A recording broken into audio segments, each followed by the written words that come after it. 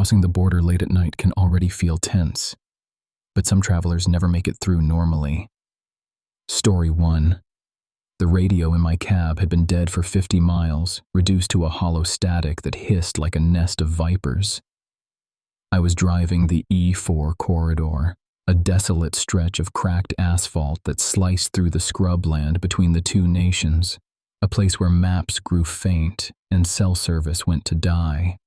I saw him standing under the flickering yellow hum of a border sector lamp, his silhouette distorted by the shimmering heat rising from the road. He wore a heavy wool coat, despite the humid night air, and he carried a suitcase that looked far too heavy for a man of his gaunt frame. I didn't want to stop. My instructions were clear: don't engage, don't deviate. But the way he stood, perfectly still, head tilted at an unnatural, bird-like angle, tugged at a primal, freezing instinct in my gut. I slowed, the brakes squealing in the silence. He didn't wait for me to unlock the door. He simply appeared in the passenger seat, the smell of formaldehyde and damp earth flooding the cabin instantly. "Checkpoint is closed," I muttered, my voice sounding thin. I kept my eyes fixed on the sliver of road illuminated by my high beams. "The gate is always open for those who know how to knock," he replied. His voice wasn't a human sound. It was the dry rattle of wind blowing through dead leaves. I gripped the steering wheel so hard my knuckles burned white. As we drove, I risked a glance. His hands were resting on the suitcase in his lap. They were pale, the veins dark and corded, and his fingernails were jagged, broken to the quick, as if he had been clawing at something buried. "What's in the bag?" I asked, needing to break the suffocating quiet. He turned his head, too slowly, like a grinding gear. "My baggage," he whispered. Then, the tension shifted.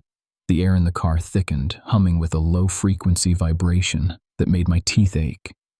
I looked back at the road and saw them, shadows, not cast by the car's lights, but standing in the light, dozens of figures lining the shoulder. They weren't moving, they were waiting. "They want the toll," he said. He reached for the latch of the suitcase. "Don't," I gasped, my foot pinning the accelerator to the floor. The engine roared, but the speedometer needle didn't climb. We were moving, but the distance wasn't shrinking. The checkpoint ahead remained fixed, a black hole in the world. He hissed, a wet, rattling sound, and flicked the latches. The suitcase popped open just a fraction. A faint, bioluminescent rot spilled out, coating the dashboard in a sickly, pulsating violet light. "You shouldn't have stopped," he murmured, his face beginning to unravel, the skin sloughing off to reveal the hollow, weeping dark beneath. I slammed on the brakes, but there was no road left, only the abyss of the border and the reaching, elongated shadows of 1,000 travelers who had, like me, decided to pick up the wrong passenger. Story 2. The border between the highlands and the lowlands isn't marked by a fence, but by the mist. It clings to the asphalt like a shroud, thick enough to swallow the high beams of my truck. I've been hauling freight through these mountain passes for 15 years, but this stretch of the Transalpine route always feels like a held breath. At 3:14 a.m., the checkpoint appeared, 2 flickering halogen lamps illuminating a booth that looked abandoned a decade ago. A lone guard stood under the light, his shoulders slumped as if he were carrying the weight of the entire mountain range. I slowed, my tires crunching over loose gravel. Before I could roll down the window, a man stepped out from behind the booth. He wasn't a guard.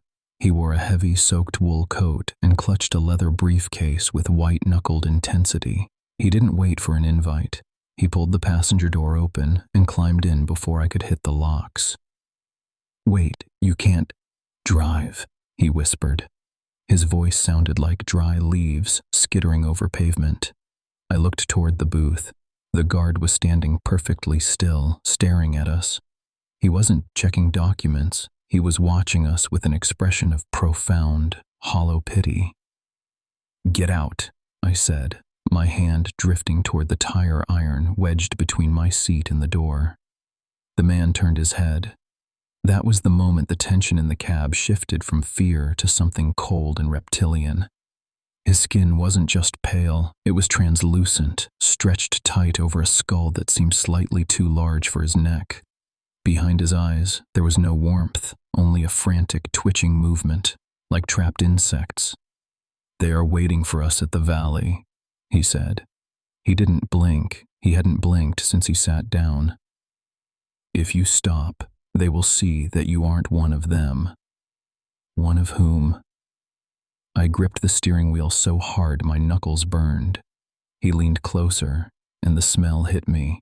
Not rot, but the sharp, sterile scent of ozone and wet earth. He opened his briefcase. It was empty, save for a single pulsating vein of dark, viscous fluid leaking from the corner. "The ones who own the road," he rasped. "The ones who feed on the ones who linger." I glanced at the side mirror. The checkpoint was gone.